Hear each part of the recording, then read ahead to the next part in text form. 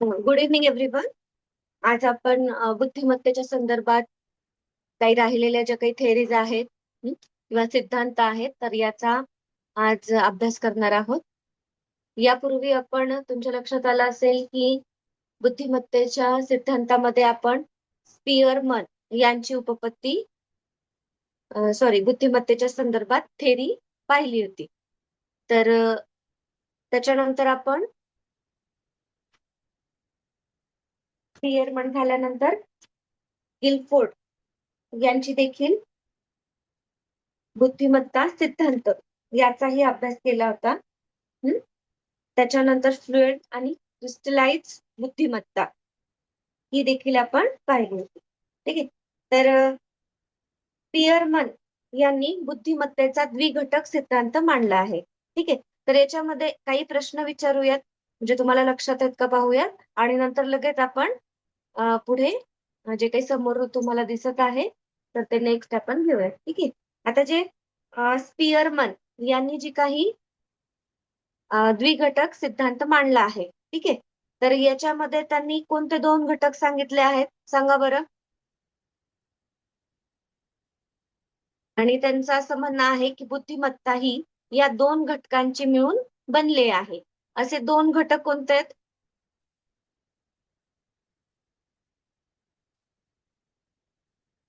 येते लक्षात?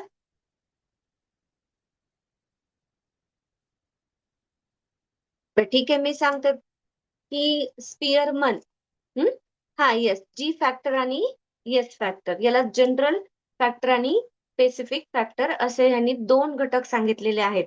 म्हणजेच काय, जनरल फॅक्टर मध्ये त्यांनी सामान्य क्षमता आणि स्पेसिफिक फॅक्टर म्हणजेच काय, विशेष क्षमता.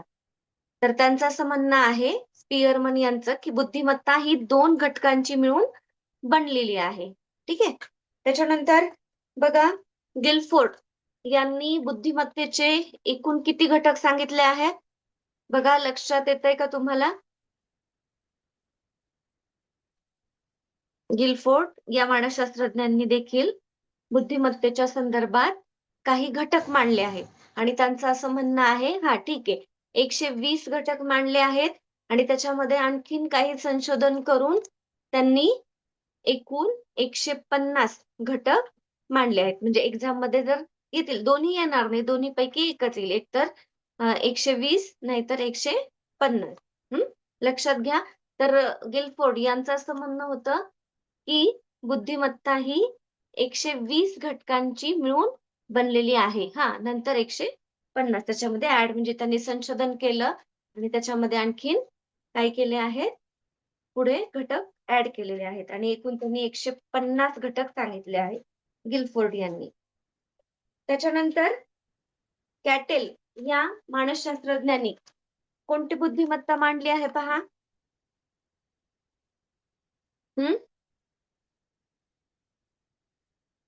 येतंय लक्षात?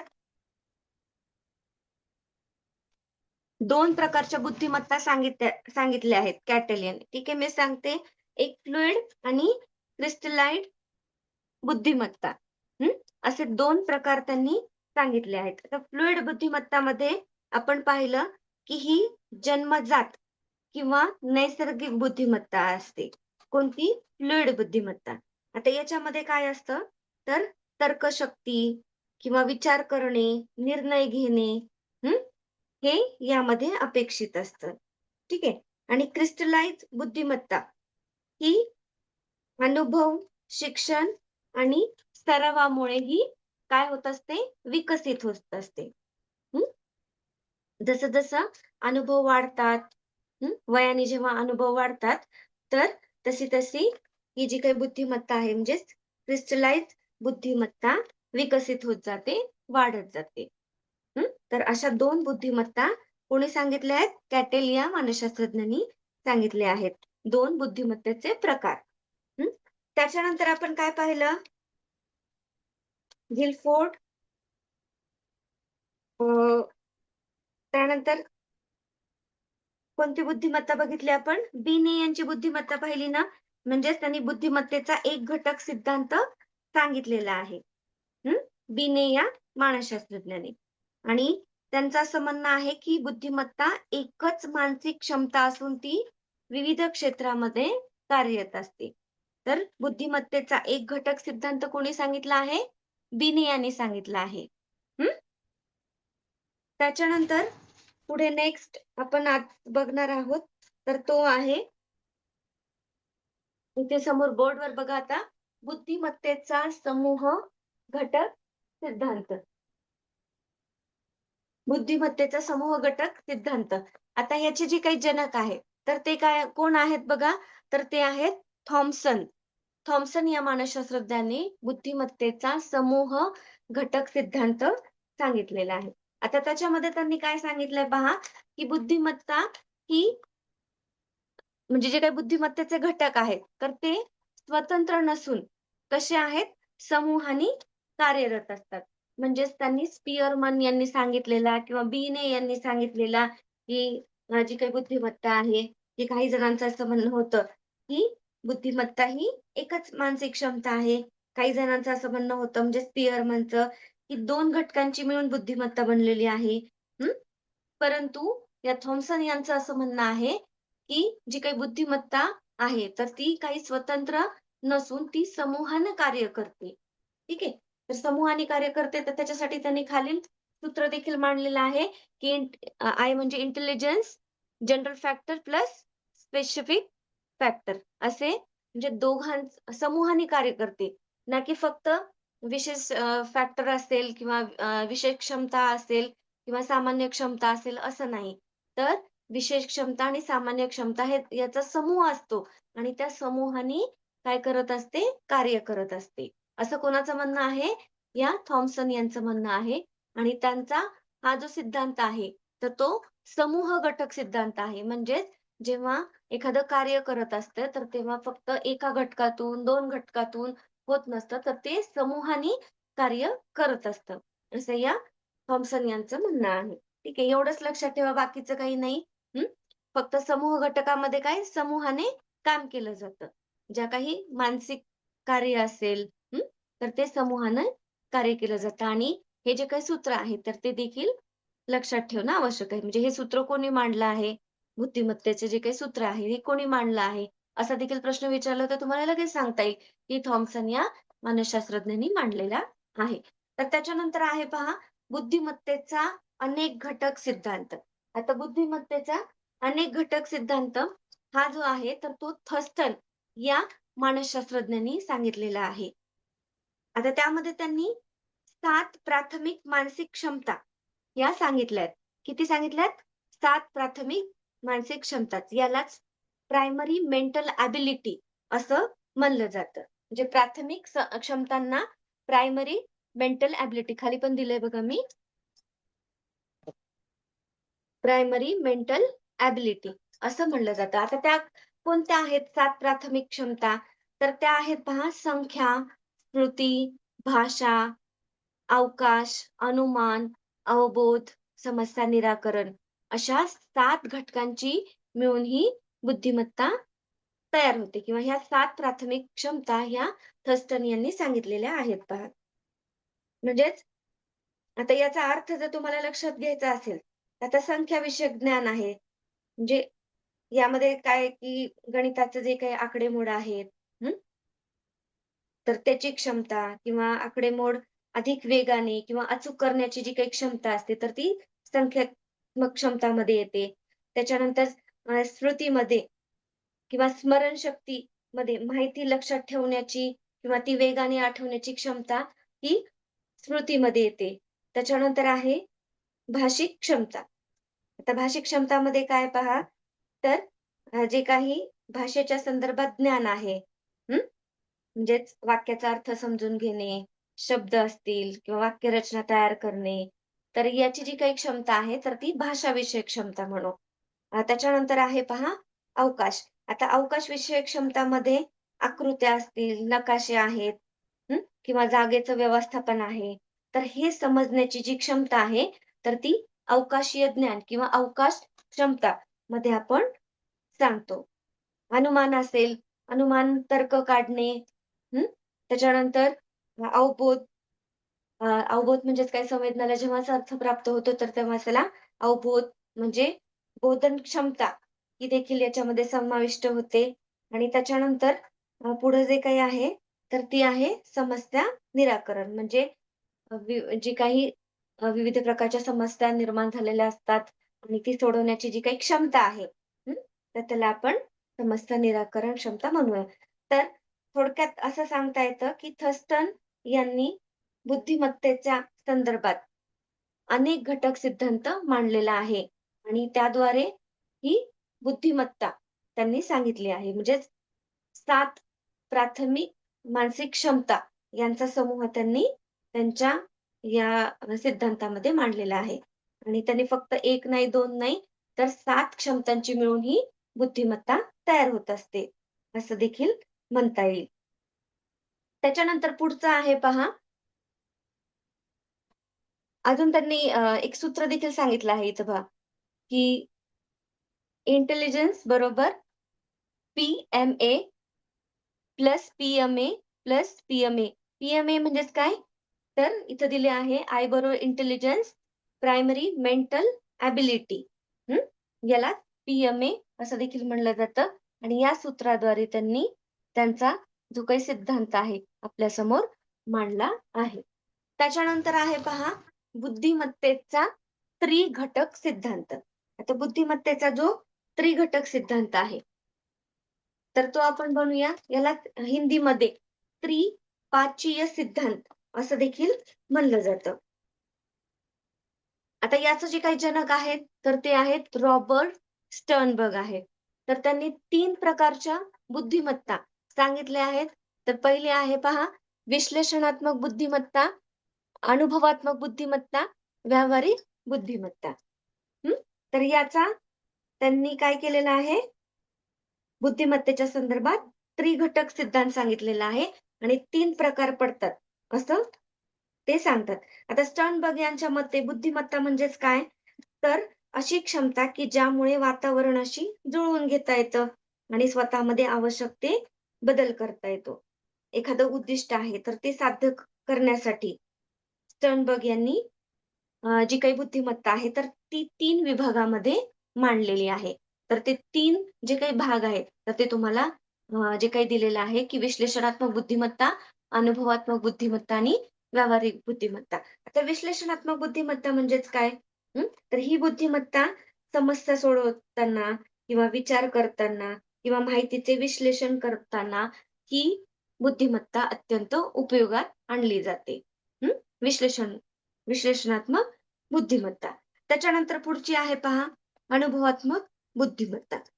नवीन परिस्थितीमध्ये किंवा नवीन समस्या सोडवण्यासाठी आधीचं जे काही ज्ञान आहे किंवा जे आपण काही अनुभव घेतलेले आहेत, तर ती वापरण्याची क्षमता ही अनुभवात्मक क्षमतामध्ये येत असते. त्याच्यानंतर तिसरी आहे व्यावहारिक बुद्धिमत्ता. आता व्यावहारिक बुद्धिमत्ता म्हणजेच काय? तर दैनंदिन जीवनामध्ये अनेक समस्या आपल्याला उद्भवतात आणि त्यावर योग्य अशा उपाय शोधण्यासाठी हं, या बुद्धिमत्तेचा उपयोग केला जातो. म्हणजेच परिस्थितीनुसार स्वतःला जुळवून घेणे किंवा आवश्यक असल्यास स्वतःमध्ये बदल करणे. तर ही काय असते? व्यावहारिक बुद्धिमत्ता असते. आता याच्यामध्ये थोडक्यात आपल्याला सांगायचं झालं, की विश्लेषणात्मक बुद्धिमत्तेमध्ये काय आहे?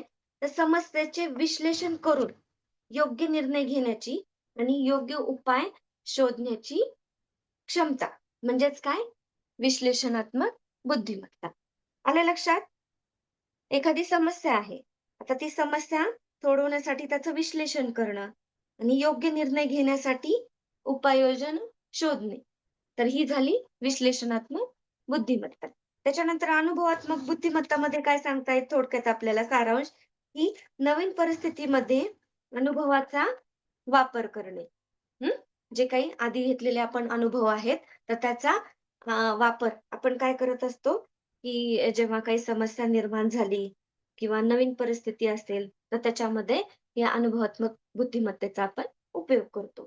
त्याच्यानंतर आहे पहा व्यावहारिक बुद्धिमत्ता, तर ती दैनंदिन जीवनातील समस्या सोडवण्यासाठी ही व्यावहारिक बुद्धिमत्ता असते. जीवनामध्ये अनेक अशा समस्या येतात आणि त्यानुसार मग आपण काय करत असतो, समस्या सोडवत असतो. म्हणजेच एकंदरीत स्टर्नबर्ग यांनी या 3 जे काही घटक सांगितलेले आहेत, तर त्याच्यानुसार हा बुद्धिमत्ता ही कार्यरत असते. असं कोणाचं म्हणणं आहे? तर या स्टर्नबर्ग यांचं म्हणणं आहे. तर त्यांनी 3 प्रकारच्या फक्त बुद्धिमत्ता सांगितलेल्या आहेत. तर त्या लक्षात ठेवा. पुढे नेक्स्ट आहे पहा, भावनिक बुद्धिमत्ता. आता ही झाल्या सगळ्या बुद्धिमत्ता. आता त्याच्यानंतर नेक्स्ट आहे भावनिक बुद्धिमत्ता. याला इमोशनल इंटेलिजन्स असं म्हणलं जातं. जे काही आपले इमोशन्स आहेत, भावना आहेत आपले. आता ह्या सगळ्या ज्या काही झाल्या आहेत, तर त्या बुद्धिमत्तेच्या संदर्भात होत्या. हं. परंतु भावनिक बुद्धिमत्ता म्हणजेच काय तर इमोशनल इंटेलिजन्स म्हणजे स्वतःला आणि त्याचबरोबर इतरांना समजून घेण्याची क्षमता म्हणजेच भावनिक बुद्धिमत्ता होय. हं. लक्षात आलंय का? भावनिक बुद्धिमत्ता स्वतःला पण समजून घेणं अपेक्षित आहे आणि त्याचबरोबर इतरांना देखील म्हणजे ती व्यक्ती ज्यांच्या संपर्कात असते, तर त्यांना देखील समजून घेण्याची क्षमता म्हणजेच ही भावनिक बुद्धिमत्ता होय. आता ही भावनिक बुद्धिमत्ता अत्यंत महत्त्वपूर्ण ठरते. हं. म्हणजे आपलं जे काही जीवन जगण्यासाठी ही फार महत्त्वाची अशी बुद्धिमत्ता असते. आता भावनिक बुद्धिमत्तेची संकल्पना आहे. तर सर्वप्रथम पीटर सोलोवे आणि जॉन मेयर यांनी 1980 मध्ये ही मांडली आहे सर्वप्रथम. इमोशनल इंटेलिजन्स याची जी काही संकल्पना आहे पीटर सॉलोवे आणि जॉन मेयर यांनी 1980 मध्ये मांडली आहे.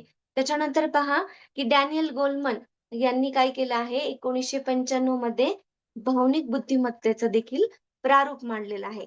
तर त्याच्यामध्ये त्यांनी 5 घटक सांगितलेले आहेत. तर ते घटक आपण पुढं बघूयात कोणकोणते घटक सांगितलेले आहेत. आता व्यक्तीचं जे काही जीवन आहे, तर ते यशस्वी करण्यासाठी भावनिक बुद्धिमत्ता ही खूप महत्त्वाची असते. म्हणजे जवळ-जवळ भावनिक बुद्धिमत्तेचा जो काही वाटा आहे, तर तो 80% असल्याचा मानसशास्त्राच्या संशोधनांती लक्षात आलंय त्यांचं. म्हणजे जीवनामध्ये जर यशस्वी व्हायचं असेल, तर जास्तीत जास्त वाटा हा भावनिक बुद्धिमत्तेचा असतो. म्हणजेच किती 80% जो काही भाग आहे, तर तो कोणाचा आहे? या भावनिक बुद्धिमत्तेचा आहे. आणि मग शिक्षकांनी विद्यार्थ्यांमध्ये जी काही आंतरिक कौशल्य आहेत, ती जोपासण्यासाठी भावनिक बुद्धिमत्तेचा विकास करणं अत्यंत आवश्यक आहे. तर ती कोणती आहेत पहा भावनिक घटक? तर ते आपण बघूयात आता. वन बाय वन पाहूयात. असा देखील प्रश्न येऊ शकतो, की भावनिक बुद्धिमत्ता ही संकल्पना कोणी मांडली आहे? तर ती लक्षात घ्या, की पीटर सॉलोवे आणि जॉन मेयर यांनी मांडली आहे आणि याचा नंतर पुढे 1995 मध्ये त्यांनी पुढे डॅनियल गोलमन यांनी काय केलेलं आहे? बुद्धिमत्तेचं प्रारूप मांडलेलं आहे. तर त्याच्यामध्ये 5 घटक सांगितलेले आहेत. तर सर्वप्रथम स्वतःची ओळख. हं. स्वतःची ओळख. त्याच्यानंतर स्वनियंत्रण. हं.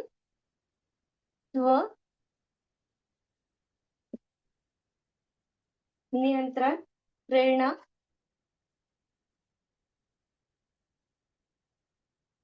संवेदना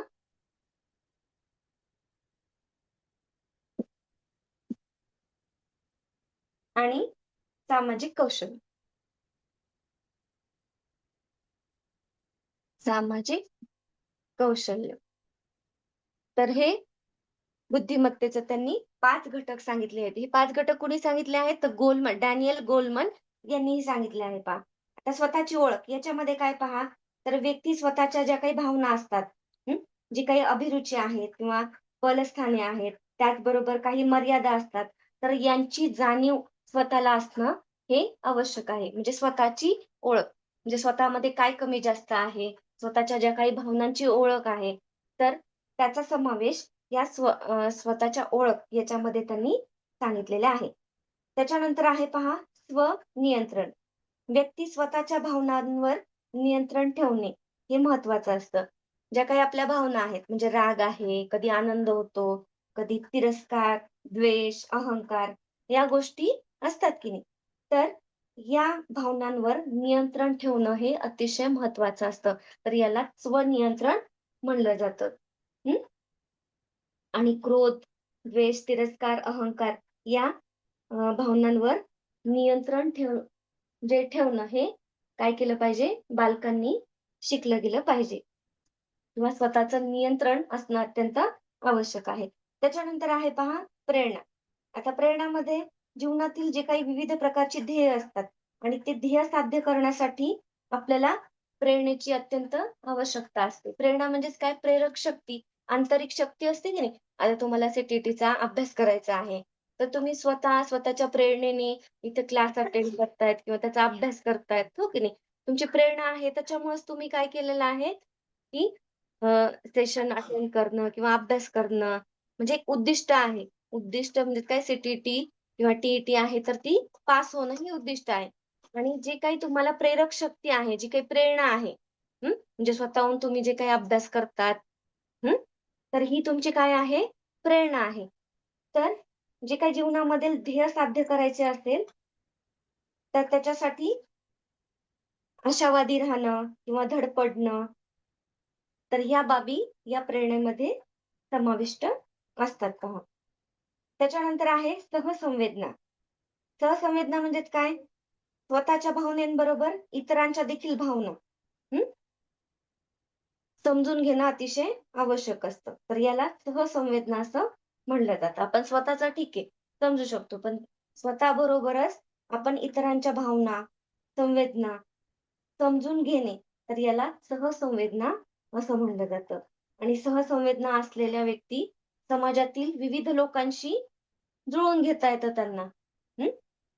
तर म्हणजे लक्षात येतं ना आपण प्रत्येक म्हणजे जाणीव असणं हे देखील आवश्यक आहे सहसंवेदनामध्ये. हं. जर आपण जाणीव ठेवली, तरच काय होतं, की आपल्याला दुसऱ्यांसोबत जुळवून घेता येतं, संभाषण करता येतं व्यवस्थित. मग ऑफिसमध्ये देखील असेल, तर विविध प्रकारची लोकं असतात. काही जण जुळवून घेण्यासाठी ॲडजस्टमेंट करतात, पण काही जणांना काहीच देणं-घेणं नसतं. हो की नाही? तर याच्यामध्ये त्यांची सहसंवेदना हा घटकाची कमतरता देखील असतं, असं लक्षात येतं. तर या सहसंवेदनामध्ये आपण असं सांगता येतं आपल्याला, तर इतरांच्या ज्या काही भावना आहेत, हं, तर त्या समजून घेणं. भावना, संवेदना समजून घेणं हे यामध्ये अपेक्षित आहे आणि त्यामुळेच काय होतं, तर लोकांशी आपल्याला जुळवून घेता येतं. त्याच्यानंतर सामाजिक कौशल्य. आता सामाजिक कौशल्यामध्ये आपण ज्या समाजामध्ये राहत असतो, तर विविध प्रसंगामध्ये आपल्याला कसं वागायचंय, तर या बाबींचा समावेश या सामाजिक कौशल्यामध्ये होत असतो. म्हणजे जे काही इंटरॅक्शन करतो, जे काही संवाद साधतो आपण, हं, तर विविध प्रसंगामध्ये आपण कसं वागलं पाहिजे, तर त्या बाबतीमध्ये सामाजिक कौशल्य हे महत्त्वपूर्ण ठरतात. आता त्याच्यानंतर आहे पहा, भावनिक बुद्धिमत्तेचा विकास. भावनिक बुद्धिमत्तेचा विकास.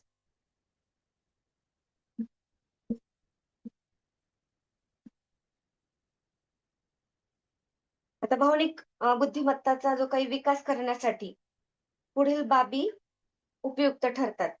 तर त्या कोणत्या आहेत? तर स्वतःच्या भावना ओळखायला शिकणे, हे महत्त्वाचं आहे. हं. स्वतःची जाणीव नसेल, स्वतःच्याच भावना कळत नसतील, हं, तर म्हणजे भावनिक बुद्धिमत्तेचा विकास होणार नाही. त्याच्यामुळे सर्वप्रथम स्वतःच्या ज्या काही भावना आहेत, तर त्या ओळखायला शिकलं गेलं पाहिजे. त्याचबरोबर स्वतःच्या ज्या काही भावना असतात, त्याचबरोबर इतरांच्या देखील भावना ह्या समजून घेतल्या पाहिजेत. ठीक आहे. भावनिक अस्वस्थतात विवेक कायम असला पाहिजे. बघा ठीक आहे, खूप जास्त राग आलाय, खूप जास्त आनंद झालाय. हं. म्हणजे कधी-कधी अस्वस्थ वाटत असतं. म्हणजे काही करावंसं वाटत नसतं. तर त्यावेळेस देखील जो काही विवेक आहे, तर तो आपण कायम ठेवता आला पाहिजे. राग आल्यानंतर देखील शांत राहणं किंवा रागावर नियंत्रण मिळवणं, हे देखील महत्त्वाचं असतं. त्याचबरोबर आनंदी असणं, आशावादी असणं, हे देखील भावनिक याद्वारे देखील भावनिक विकास हा होत असतो. त्याचबरोबर जरी अपयश आलं, तरी ते एक आव्हान हे म्हणून स्वीकारलं पाहिजे आणि परत प्रयत्न केले पाहिजेत. कारण कसं होतं, की ज्यांचा भावनिक बुद्धिमत्ता ही कमी असते, तर किंवा ज्या व्यक्ती आहेत, तर भावनाशून्य असतात किंवा खूप जास्त इमोशनल असतात पहा. मग त्या कधी-कधी काय करतात, की अपयश हे पचवू शकत नाहीत. मग जे काही सुसाईड वगैरे करतात ह्या गोष्टी, तर यामधूनच करतात. म्हणजे जे काही अपयश आलं असेल किंवा खूप जास्त दुःख झालेलं असेल, तर त्यावेळेस मग काय होतं, एक आव्हान म्हणून त्यांनी स्वीकारलं पाहिजे. जर स्वीकारलं नाही, तर बरेच अशा निगेटिव्ह गोष्टी ह्या होऊ शकतात. तर त्यामुळं प्रत्येक अपयश हे एक आव्हान म्हणून स्वीकारणं गरजेचं आहे. त्याचबरोबर स्वतःमधला जो काही आत्मविश्वास आहे, तर तो देखील वाढवता आला पाहिजे. कठीण प्रसंग किंवा समस्यांना सामोरं जात असताना स्वतःवर विश्वास ठेवणं अतिशय आवश्यक आहे. त्याचबरोबर भावनिक विकास जर चांगला करायचा असेल, तर लोकांशी जे काही भावनिक नातं आहे, तर ते देखील निर्माण करणं आवश्यक आहे. त्याचबरोबर पोषक आहार, व्यायाम म्हणा किंवा छंद यांच्यासाठी देखील वेळ देणं आवश्यक आहे आणि याद्वारे मग भावनिक बुद्धिमत्तेचा विकास हा होत असतो. अशा पद्धतीने. तर ही दक्षता किंवा काळजी घेणं देखील अत्यंत आवश्यक आहे, भावनिक बुद्धिमत्तेच्या संदर्भात. शिक्षकांनी देखील काय केलं पाहिजे, तर विद्यार्थ्यांना सहशालेय उपक्रम आता हे झालं भावनिक बुद्धिमत्तेचा विकासासंदर्भात. आता शिक्षकाची भूमिका याच्यामध्ये काय आहे, तर शिक्षकांनी काय केलं पाहिजे, जे काही सहशालेय उपक्रम आहेत, तर त्याच्यामध्ये विद्यार्थ्यांचा जास्तीत जास्त सहभाग हा वाढवता आला पाहिजे. तर त्यामुळेच त्यांचा जो काही सामाजिक संपर्क आहे, तर तो देखील वाढेल. जे काही त्यांचे कला, गुण, कौशल्य आहेत, तर त्यांना देखील प्रोत्साहन मिळेल. हं. त्याचबरोबर अ, शिक्षकांनी काय केलं पाहिजे, की प्रशंसा किंवा कौतुक केलं पाहिजे. त्याचबरोबर शिक्षकांनी योग्य असं मार्गदर्शन करणं आवश्यक आहे. आशावादी किंवा आनंदी राहण्यासाठी विद्यार्थ्यांना मार्गदर्शन करावं. त्याचबरोबर ज्या काही भावना असतात, तर त्यावर देखील नियंत्रण अ, शिकवणं आवश्यक आहे. एकतर पालकांनी त्याचबरोबर शिक्षकांनी देखील ज्या काही भावना आहेत, तर त्यावर देखील नियंत्रण ठेवणं आवश्यक आहे. तर अशा पद्धतीने काय केलं पाहिजे, तर शिक्षकांनी भावनिक विकास हा त्याद्वारे साधू शकतात. हं. त्याच्यानंतर नेक्स्ट आहे पहा, मानसिक वय. ही बघूयात आपण. इथपर्यंत लक्षात आलंय सगळ्यांना?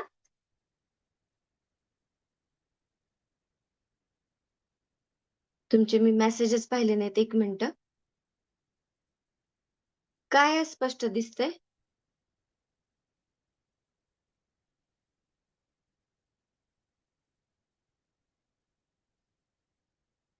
बघा आता.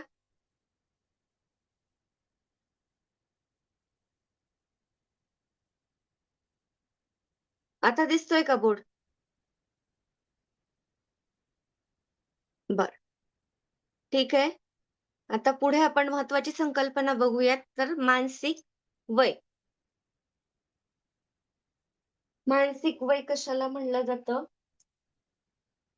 किंवा मानसिक वयाची संकल्पना कोणी मांडली आहे? आणि टाईम आहे का आपल्या? हां, आहेत 10 मिनिटं अजून. त्याचबरोबर बुद्धिगुणांक कसा काढायचा? तर हे बघूयात आता आपण.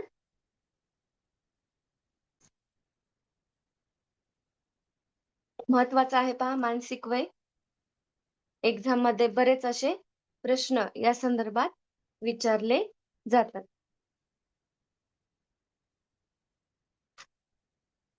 मानसिक वयाच्या बाबतीमध्ये.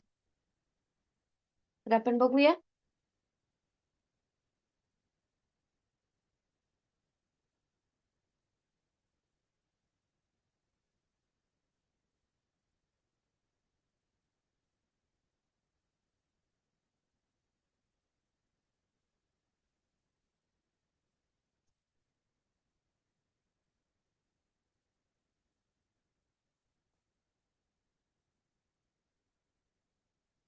हे लक्षात आलं सगळ्यांना?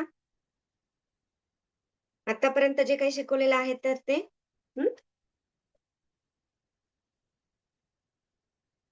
पहिल्यांदा बुद्धिमापन घेऊया.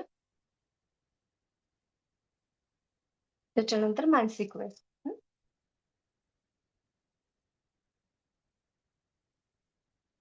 आता जी काही बुद्धिमापनाची संकल्पना आहे, तर ती सर्वप्रथम कोणी मांडली आहे पहा, तर बिने यांनी मांडली आहे.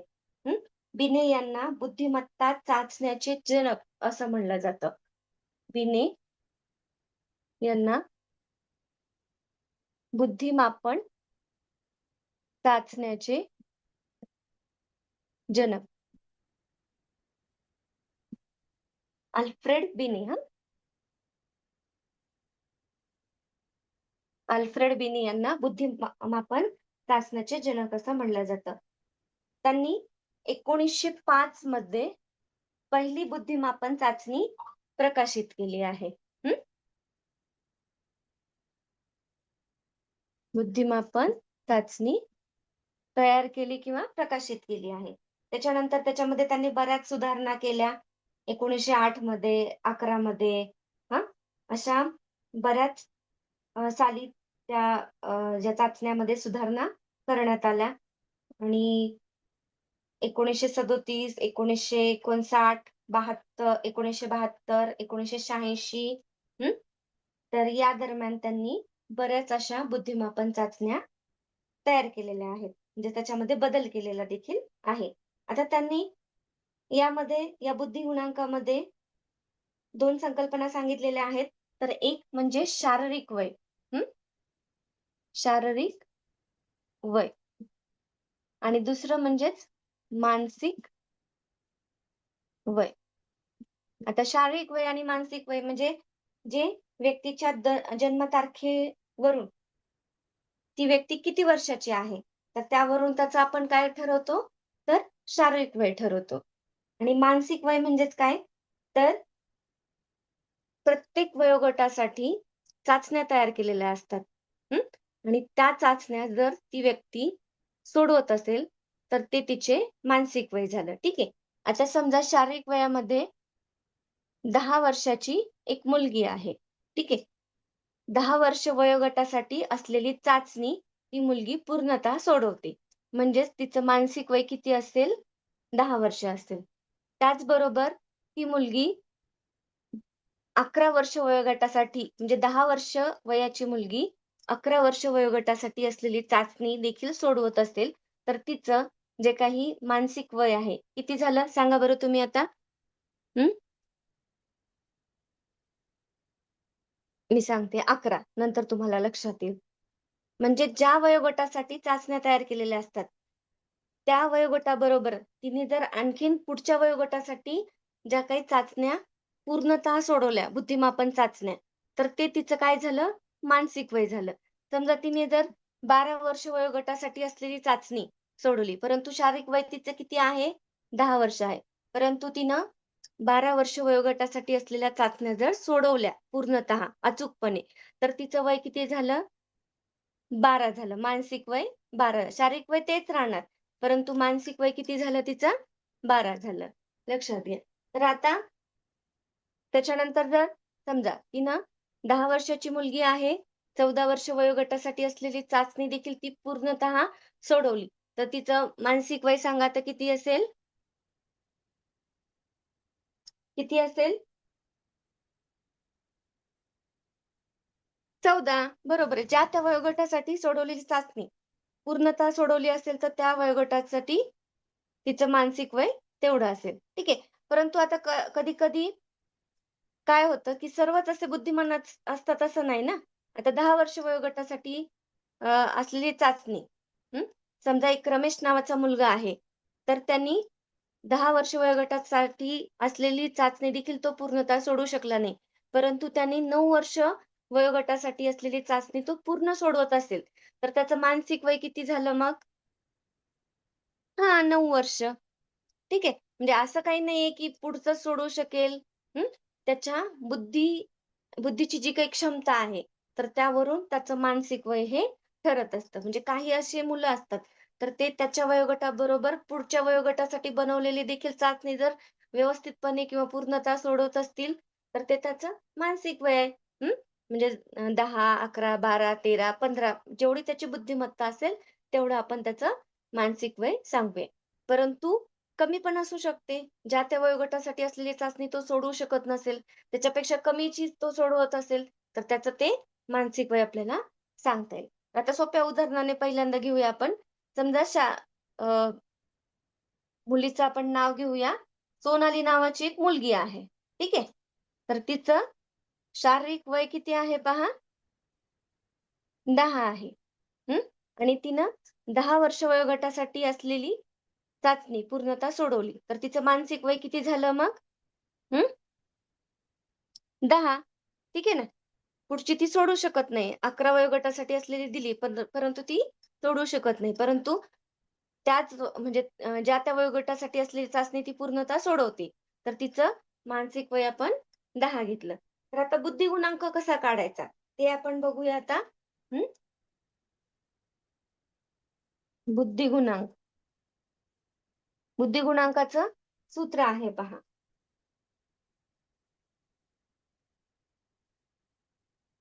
मानसिक वय, शारीरिक वय गुणिले 100. मानसिक वय भागिले शारीरिक वय गुणिले 100. हे एक काय आहे? बुद्धिगुणांक काढण्याचं एक सूत्र आहे. ठीक आहे? लक्षात घ्या. तर याच्यामध्ये पहा, की सोनालीचं शारीरिक वय किती झालंय? सोनाली नावाची मुलगी आहे. तिचं शारीरिक वय किती झालंय? 10 वर्ष आणि मानसिक वय किती आहे? 10 वर्ष गुणिले 100. तर किती आला असेल बघा त्याचा? किती येईल उत्तर ह्याचं? टक्क्यामध्ये काढायचं ना? 100%. हं. त्याचा आयक्यू किती असणार आहे? 100. ठीक आहे. परंतु आता तिने किंवा इथे घेऊया आपण रुपाली नावाची मुलगी आहे. हं. तिचं शारीरिक वय 10 वर्ष आहे, परंतु ती 12 वर्ष असणारी चाचणी, वयोगटासाठी असणारी चाचणी तर ती व्यवस्थितपणे पूर्णतः सोडवते अचूकपणे. मग तिचं वय किती असणार आहे? मानसिक वय 12 आणि शारीरिक वय 10. मग किती येणार? तिचं आयक्यू किती येणार? इंटेलिजन्स कोशंट आयक्यू म्हणजे. हां, 120 येणार. आलं लक्षात? हे बुद्धिगुणांक काढण्याचं सूत्र आहे. जर असा देखील प्रश्न आला तुम्हाला, की एवढं शारीरिक वय आहे, इतकं मानसिक वय आहे, तर तिचा बुद्धिगुणांक किती आहे? तर हे सूत्र लक्षात ठेवा. मानसिक वय म्हणजे हे जे काही गुणोत्तर आहे, मानसिक, शारीरिक वयाचं आणि गुणिले 100 हे लक्षात ठेवणं आवश्यक आहे आणि त्याच्यानुसार मग जे काही आकडेमोड आहे, तर ती तुम्हाला इथे करता येईल. हं. समजा काही वेळेस कसं होतं तुम्हाला सांगितलं मी, कमी असू शकतं. 8 असेल, की 10च्या वेगवेगळं पण असू शकतं बरं का. पण मी एक तुम्हाला एक्झाम्पल समजण्यासाठी सोपं असं घेतलं आहे. समजा तिचं मानसिक वय 8 आहे. 8 वर्ष वयोगटासाठी असलेली चाचणी ती सोडू शकते. 10 वर्ष वयोगटाची मुलगी. तर तिचं मानसिक वय किती झालं मग? मानसिक वय किती झालं? 8 झालं की नाही? आणि मग याचं हे सूत्रामध्ये ठेवल्यानंतर इथं किती येणार? तिचा बुद्धिगुणांक किती येणार आहे? हां, 80%. अशाद्वारे आपण कोणाचाही बुद्धिगुणांक काढू शकतो. आता तुम्ही म्हणाल, की कशा पद्धतीने काढायचं? म्हणजे शारीरिक वय किंवा मानसिक वय कसं? तर याला चाचण्या असतात, कसोट्या असतात. तर त्या कसोट्या ज्या त्या वयोगटासाठी विविध प्रकारच्या कसोट्या असतात. हं. तर त्या त्या व्यक्तीला, बालकाला दिल्या जातात आणि त्याच्यानुसार मग त्याचं मानसिक वय काढलं जातं. ठीक आहे? चाचणीच्या आधारे. याच्यामध्ये काही प्रॉब्लेम नसेल तर पुढे जाऊया. लक्षात आलंय का सगळ्यांना? का आणखीन एकदा सांगू बुद्धिमापन म्हणजे काय?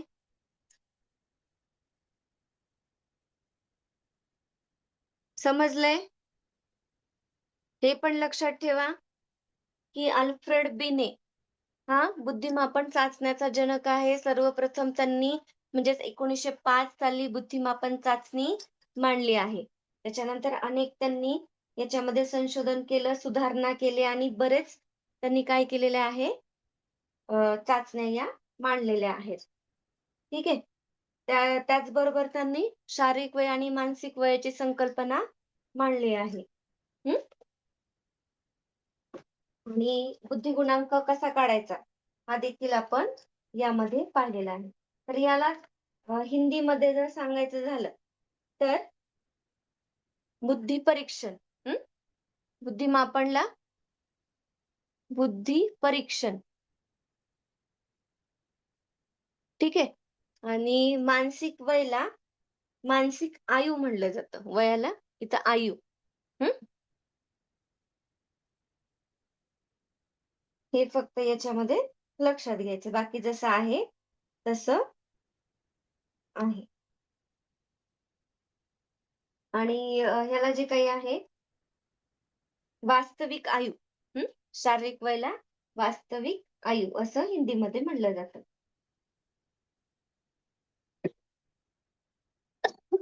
अशा प्रकारे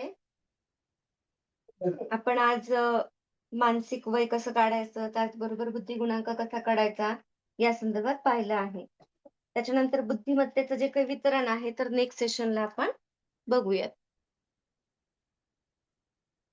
बरं. काय आलंय लक्षात सगळ्यांना? काही प्रॉब्लेम नाही यामध्ये? हे लक्षात घ्या, ही संकल्पना विचारली जाते एक्झाममध्ये, यामध्ये प्रश्न असतो बरं का. हं?